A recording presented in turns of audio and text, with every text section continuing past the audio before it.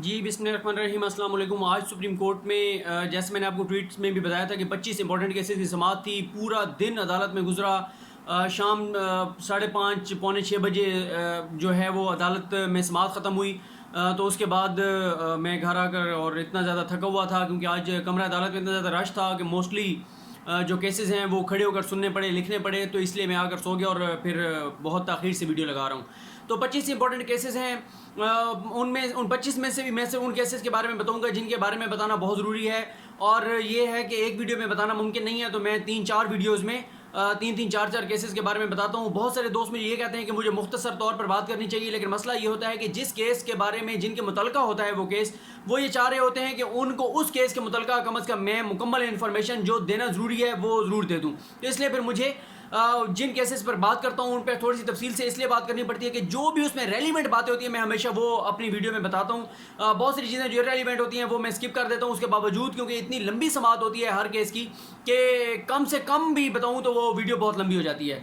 खैर, हम बात करते हैं आज सबसे पहले सुप्रीम कोर्ट में केस टेकअप हुआ ख्वाजा साद रफ़ीक साहब का। ख्वाजा साद रफ़ीक साहब जो कि नैब की हिरासत में हैं, उनको आज नैब की जानिब से पेश किया गया सुप्रीम कोर्ट में।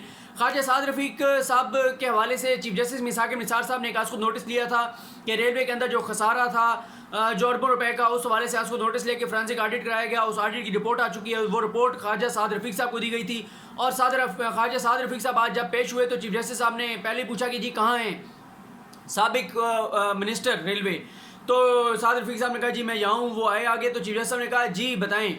तो उन्होंने कहा जी मेरे वकील जो हैं कामरान मुर्तज़ा वो क्वेटा में हैं, तो इसलिए मुझे आज तो मेरे वकील नहीं हैं, तो वो बात करेंगे। तो चीफ जस्टिस साहब ने कहा कि हम अभी चेक कर लेते हैं कि आपने कब उनको वकील किया था। चेक किया गया तो वो पहले वकील किया हुआ था, अभी नहीं किया था।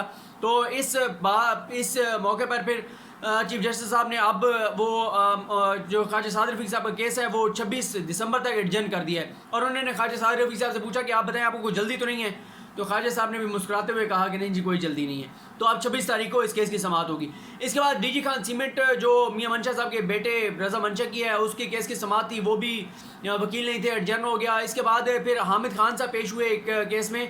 चीफ जस्टिस मिसाक निसार साहब ने उनसे कहा कि 2 हॉस्पिटल ऐसे हैं, एक शेख ज़ैद हॉस्पिटल लाहौर का और एक जना हॉस्पिटल कराची का, ये दोनों वफाक के मातहत थे, वफाक के अंडर थे, फिर ये सूबों के पास चले गए। अब इनकी हालत बड़ी अबतर है, तो इनको क्या इनका करना है, क्या इनको दोबारा वफाक के अंडर लाया जाए, वफाक को इनका कंट्रोल दिया जाए। तो उन्होंने कहा जी बिल्कुल, इस हवाले से आज को नोटिस हुआ था और उसमें काफ़ी सारी इन्फॉर्मेशन मौजूद है, काफ़ी सारे डॉक्यूमेंट्स मौजूद हैं। फिर नीचे भी एक केस हाई कोर्ट में चलता रहा, तो सुप्रीम कोर्ट ने जो आज खुद नोटिस का जो रिकॉर्ड था वो भी सारा समन कर लिया है।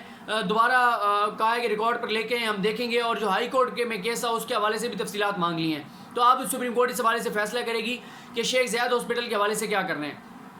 फिर इसके बाद मामला था जियो के टैक्स का मामला था, 2007-8 के टैक्स का मामला है, वो आज नहीं हो सका क्योंकि खालिद जावेद साहब आज पेश नहीं हुए। ये भी उन केसेस में से एक है कि 10-10 साल 15-15 साल से बहुत सारे लोगों ने टैक्स दबा कर बैठे हैं। तो अब चीफ जस्टिस मिसाक निसार साहब ने पहले एक बेंच भी बनाया है जिसमें जस्टिस उमर अता बंदियाल और जस्टिस मुनीब अख्तर साहब हैं। वो ऐसे केसेस जो टैक्स के जो बहुत सालों से दबे हुए हैं, जो फाइलों में गुम हो चुके हैं और अरबों रुपए का टैक्स दबा कर बैठे हैं बहुत बड़े बड़े बासर लोग, तो वो सारे टैक्स के मैटर्स जो है वो दोबारा लग रहे हैं, दोबारा उनको सुना जा रहा है और फैसले किए जा रहे हैं। इसके बाद मामला था मैं नवाज शरीफ साहब के केस के आने जो उनके हवाले से JIT बनी है उसके आने से पहले ये बता दूं थर का जो मामला था वो बहुत इंपॉर्टेंट है। चीफ जस्टिस मिसाक निसार साहब, फैसल अरब साहब और एजाजुल हसन साहब अभी थर का विज़िट भी करके आए हैं कल। तो चीफ जस्टिस साहब आज बहुत नालां थे, बहुत अफसरदा थे जो वो देख कर आए थर के अंदर। तो चीफ जस्टिस साहब ने कहा कि हम वहाँ पर गए, हमें दिखाने के लिए कैंप लगाया गया, चारपाइयाँ लगा दी गई, बिस्तर बिछा दिए गए, कुछ लोगों को लिटा कर और उनके ऊपर खेस डाल दिए गए। और फिर अज़राए मज़ा उन्होंने कहा भी से वकला को कि शायद आप लोगों को खेस का ना पता हो, तो उन्होंने कहा वो खेस ऊपर लेकर उनको लिटा दिया गया। जब हम वहाँ से निकले तो फौरी तौर पर वो कैंप वाइंड अप कर दिया गया और मामला ख़त्म कर दिया गया। वो सिर्फ हमें दिखाने के लिए कैंप लगाया गया था। इसके अलावा चीफ जस्टिस साहब ने कहा कि एक्सरे की मशीन जो है वो एक आम सी मशीन पड़ी थी, जो असल मशीन थी वो 7-8 साल से ख़राब है, कोई तवज्जो नहीं है। फिर चीफ जस्टिस साहब ने कहा कि वहाँ पर एक्सरे को एग्जामिन करने के लिए और उस प्रोसेस के लिए रेडियोलॉजिस्ट जो है वो नहीं था। फिर चीफ जस्टिस साहब ने कहा कि पीने का साफ पानी नहीं है वहाँ पर, जो RO प्लांट था। चीफ जस्टिस मिसाक निसार साहब का कहना था कि मैंने जो उससे पानी पिया पूरा दिन में परेशान रहा, मुझे पता है कि कैसे उसके बाद मैंने वो पूरा दिन गुजारा वहाँ का जो पानी था वो पीकर, लेकिन वहाँ पे वो लोग वो भी पाकिस्तानी हैं, वो भी इस मुल्क के शहरी हैं, वो ये पानी पी रहे हैं اور میں نے تو وہ پانی پی لیا ہے، لیکن چیف جسٹس جو چیف منسٹر ہیں، وزیر اعلیٰ ہیں سندھ مراد علی شاہ، انہوں نے تو وہ پانی بھی نہیں پیا۔ اس موقع پر جو سول سوسائٹی کے وکیل ہیں، جو عدالتی معاون ہیں اس کیس میں، فیصل صدیقی صاحب کی میں ہمیشہ تعریف کرتا ہوں۔ میں نے ان کو دیکھا ہے کہ پبلک امپورٹنس جو میٹرز ہیں، عوامی مفاد کے کیسز ہیں، زبردست انداز سے عدالت کو اسسٹ کرتے ہیں۔ کچھ دوستوں کا اعتراض بھی ہوتا ہے کہ جب میں کسی وکیل کو اپریشیٹ کرتا ہوں تو وہ کہتے ہیں کہ میں کیوں ایسا کرتا ہوں، تو ظاہر ہے جو وکیل اچھا کام کر رہے ہوتے ہیں، جو میں دیکھتا ہوں، تو میں یہ ضروری سمجھتا ہوں کہ مجھے ان کی تعریف کرنی چاہیے۔ میں دل سے ان کا احترام بھی کرتا ہوں، اور وہ ایک اچھے وکیل ہیں اور پبلک امپورٹنس کے میٹرز میں بہت اچھے طریقے سے وہ عدالت کو اسسٹ کرتے ہیں۔ تو فیصل صدیقی صاحب نے کہا کہ یہی ہوتا ہے دروازے پر انصاف فراہم کرنا، کہ آپ خود وہاں پر گئے ہیں، آپ نے لوگوں کے حالات دیکھے ہیں۔ تو چیف جسٹس مساق نثار صاحب نے کہا کہ یہ ہمارا فرض تھا۔ اعتراض تو کیا جاتا ہے کہ سپریم کورٹ ہر معاملے میں کیوں مداخلت کرتی ہے، کیوں ہر جگہ چیف جسٹس چلا جاتا ہے، لیکن یہ دیکھنا کس کی ذمہ داری تھی؟ کیا یہ ایگزیکٹو کی ذمہ داری نہیں تھی؟ اس ملک کے لوگوں کی اعلیٰ ظرفی ہے کہ وہ ٹیکس دیتے ہیں اور پھر حساب نہیں مانگتے۔ اگر وہ ان لوگوں سے جن کے ہاتھ میں ٹیکس ہوتا ہے، حساب کتاب ہوتا ہے، ان سے حساب مانگنا شروع کر دیں کہ آپ نے ہمارا ٹیکس کہاں پر خرچ کیا ہے، تو لگ پتہ جائے گا۔ چیف جسٹس صاحب نے کہا کہ میں وہاں پر بچیوں کے اسکول میں گیا، وہاں جا کر مجھے بہت شرمندگی ہوئی، افسوس ہوا کہ بچیوں کے اسکول میں واش روم نہیں ہے۔ ان بیٹیوں کو جو ہے وہ جب انہوں نے واش روم جانا ہو تو وہ کہاں جاتی ہوں گی؟ تو چیف جسٹس صاحب نے کہا کہ یہ ملک ہمیں خیرات میں نہیں ملا تھا کہ ہم اس کو ٹھیکے پر دے دیں۔ میں کوئی وائز نہیں ہوں، لیکن میں یہ باتیں جو کر رہا ہوں یہ ساری دکھی دل کے ساتھ کر رہا ہوں، کیونکہ میں یہ حالات سارے دیکھ کر آیا ہوں۔ تو اب اس کیس میں سپریم کورٹ کو یہ کہا جا رہا ہے فیصل صدیقی صاحب کی جانب سے بھی کہ آپ ایک مانیٹرنگ کمیٹی بنائیں، ایک ٹیم بنائیں جو اس سارے معاملے کو دیکھے۔ تو اب نیکسٹ ہیئرنگ پہ اس بات کو مد نظر رکھتے ہوئے جو بھی سپریم کورٹ کا فیصلہ ہوگا وہ کیا جائے گا۔ اور چیف جسٹس صاحب وہاں سے جو پانی لائے ہیں تھر سے، وہ بھی اس کو لیبارٹری بھیج دیا گیا ہے چیک کرنے کے لیے، تو اس کی بھی رپورٹ جو ہے وہ عدالت کے سامنے رکھی جائے گی۔ اس کے بعد آبادی میں اضافے کو روکنے کے حوالے سے کیس کی سماعت تھی۔ اس میں بتایا گیا کہ سمپوزیم جو ہوا اس کی جو سفارشات ہیں ان کو CCI نے منظور کر لیا ہے۔ پھر ایک کمیٹی بنا دی گئی ہے جو وفاقی سطح پہ کمیٹی ہے، اس میں وزیر اعظم ہیڈ کریں گے، تمام وزراء اعلیٰ اس کے کمیٹی کے ممبر ہوں گے۔ جو صوبائی سطح پر ہے اس میں وزیر اعلیٰ جو ہر صوبے کو ہوگا وہ اس کا ہیڈ ہوگا، باقی کنسرن لوگ اس میں کمیٹی کے ممبر ہوں گے۔ اس کیس میں چیف جسٹس صاحب نے آج ایک امپورٹنٹ بات کی اور وہ بات دلچسپ بھی ہے۔ انہوں نے کہا کہ جو کم بچوں کا پیدا کرنے کا اختیار کس کے پاس ہے، تو جواب ملا کہ مردوں کے پاس ہے، کہ جب تک مرد ہی کنونس نہ ہو تو اس وقت تک تو اس چیز کو کنٹرول نہیں کیا جا سکتا۔ تو چیف جسٹس صاحب نے کہا کہ پھر عورت کو ہر معاملے میں کیوں مظلوم بنایا جاتا ہے، قربانی کا بکرا بنایا جاتا ہے، ہر وقت عورت ہی کیوں قربانی دیتی ہے؟ کہا جاتا ہے کہ جی بچے روکنے ہیں، کم کرنے ہیں، عورت جو ہے وہ اپنے علاج کرائے۔ تو پھر یہاں پر تو علاج کی مرد کو ضرورت ہے، مرد کو علاج کرانا چاہیے، اس کے پاس یہ اختیار ہے۔ اور عورت اگر کنونس ہو بھی صحیح، اور اگر مرد کنونس نہیں ہے تو جو آبادی میں اضافہ ہے اس کو نہیں روکا جا سکتا۔ تو چیف جسٹس صاحب نے کہا کہ اور عدالت کو آج یہ بتایا گیا کہ چیف جسٹس صاحب نے جیسے اس بات کی نشاندہی کی تھی، اس کے بعد اب مردوں کی کاؤنسلنگ کے لیے بھی جو ہے وہ کہا گیا ہے کہ جس طرح LHVs ہیں اسی طرح کچھ میل بھی ہونے چاہیے جو کہ جا کے اور مردوں کی کاؤنسلنگ کریں، اور انہیں بتائیں کہ آبادی میں جو اضافہ ہے اس کو روکنا کتنا ضروری ہے۔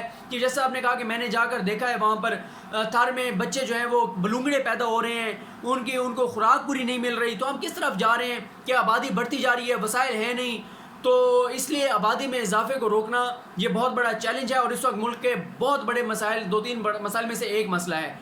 اس کے بعد پھر نواز شریف صاحب کا معاملہ ہے۔ نواز شریف صاحب کے کیس کے بارے میں اسی میرے یوٹیوب چینل پہ مکمل تفصیل موجود ہے۔ میں اب دوبارہ اس تفصیل میں نہیں جاؤں گا کہ وہ کیس کیا ہے، کہ وہ میں نے بتایا تھا کہ نواز شریف صاحب کو کیوں طلب کیا گیا تھا عدالت میں۔ پاک پتن میں دربار سے ملک اراضی کا معاملہ ہے، تو نواز شریف صاحب نے عدالت میں آ کر بھی مکر گئے تھے، ریٹرن بھی جواب جو انہوں نے دیے اس میں وہ مکر گئے ہیں کہ مجھے تو پتہ ہی نہیں ہے، 32 سال پرانا معاملہ ہے۔ ایک تو چیف جسٹس صاحب نے کہا ہے کہ پتہ نہیں یادداشت ان کی معاف ہو گئی ہے، وہ کہتے ہیں مجھے تو کچھ یاد نہیں ہے۔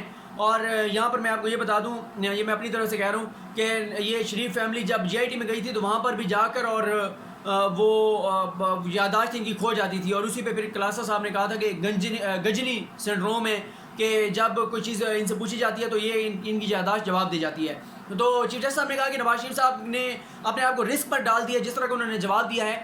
تو اب عدالت نے آج نواز شریف صاحب کے وکیل سے پوچھا ہوا تھا، جو انہوں نے کہا کہ عدالت جو بھی فیصلہ کرے، جس بھی فورم سے تحقیقات کرانا چاہے کرا لے۔ تو آج نواز شریف صاحب کے حوالے سے ایک نئی GIT کی تشکیل کر دی گئی ہے، خالد داد لک جو ہیں جو نیکٹا میں ہیں وہ اس کے ہیڈ ہوں گے. آئی بی اور آئی ایس اے کے ایک ممبر ہوگا. یہ جے آئی ٹی چیک کرے گی کہ نواز شریف صاحب نے اس سمری کی منظوری دی تھی یا نہیں دی تھی جس میں نوٹیفیکیشن کو وڈرا کیا گیا تھا, جس کے بعد ہزاروں کنال زمین جو ہے وہ بیچ دی گئی تھی دیوان کی جانب سے.